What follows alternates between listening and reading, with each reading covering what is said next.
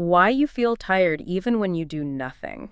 Let's just be real for a second. I think we've all been there. Yeah. It's, 8 o'clock at night, you sink into the couch and you feel completely shattered, just wiped out. Yeah. But then you think back on your day and you realize you didn't really do anything. You didn't run a marathon or move furniture. You just sort of existed. And yet you're exhausted. It's confusing, and it can make you feel pretty guilty. It is such a universal experience, but we rarely talk about what's actually going on under the hood. Welcome to Philosophy and Life. We're here to try and make sense of the human experience, the mind, that exhaustion, and, well, everything in between. And if that feeling, that kind of unearned tiredness, if that resonates with you, you are definitely not alone. This is exactly what we're unpacking today. If you want to explore more topics like this with us, feel free to hit like and subscribe. But for now, let's get into this deep dive. We've got a stack of research here on this very modern crisis. The big question is, if our physical output is basically zero, why is our energy level also hitting zero? Yeah, and the sources we looked at, they call this the core paradox. We're still operating on this really outdated definition of fatigue. We think tiredness only comes from, physical work or not getting enough sleep. But the research suggests we need to completely decouple tiredness from movement.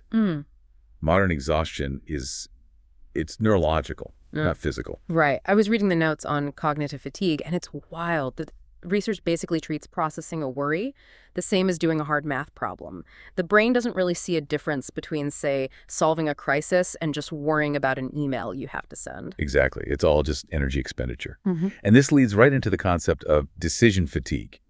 We tend to think decisions are these big things like buying a house. But the articles point out your brain is burning fuel on these micro choices all day.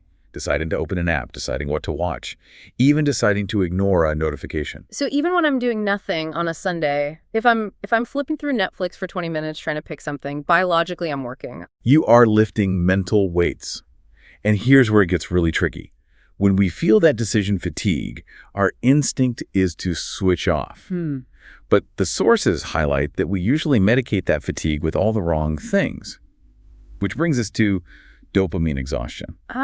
Okay. The scrolling trap. I've always wondered about this. Why does scrolling actually make me feel more tired? Isn't it supposed to be passive? It feels passive, yeah. But the mechanism is, well, it's fascinating. The authors compare it to something like sugar tolerance. When you scroll through TikTok or Reels, you're just flooding your brain with high-speed novelty. You spike your fun threshold. Over time, normal life, like just sitting in a quiet room or reading a book, it starts to feel painfully boring in comparison. I see. So the baseline for feeling good just keeps getting higher and higher, and so real life starts to feel heavier. Precisely. Yeah. You aren't resting, you're just numbing. And that creates what the research calls false rest. You're lying down, so your body thinks it's rest, but your brain is processing thousands of images, sounds, ideas. You're basically running a marathon in your head while sitting completely still. That distinction between false rest and true rest, that was probably the biggest aha moment for me in all this research, because I definitely fall into that false rest trap. So what does true rest actually look like, according to the data? It looks like low stimulation, mental quiet. The source is pretty clear on this. True rest requires the absence of new data coming in. It means, staring at a wall, sitting in silence, maybe taking a walk without a podcast playing. It means allowing yourself to actually be bored. Which sounds terrifying to a lot of us, right? We treat boredom like it's some kind of failure. We really do. But the research argues that boredom is actually the brain's recovery state. It's where that emotional load, all that background anxiety and unresolved stress finally gets a chance to get processed. If you never embrace the silence, you never clear the cache. So the real message here isn't that we need to be more productive or manage our time better. It's that we are fundamentally misunderstanding what recovery is. That is the bottom line. You don't need to push harder.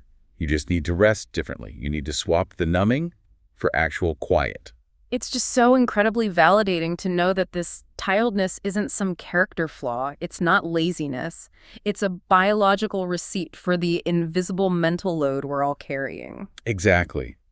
If you take just one thing away from this deep dive, let it be that. You aren't lazy.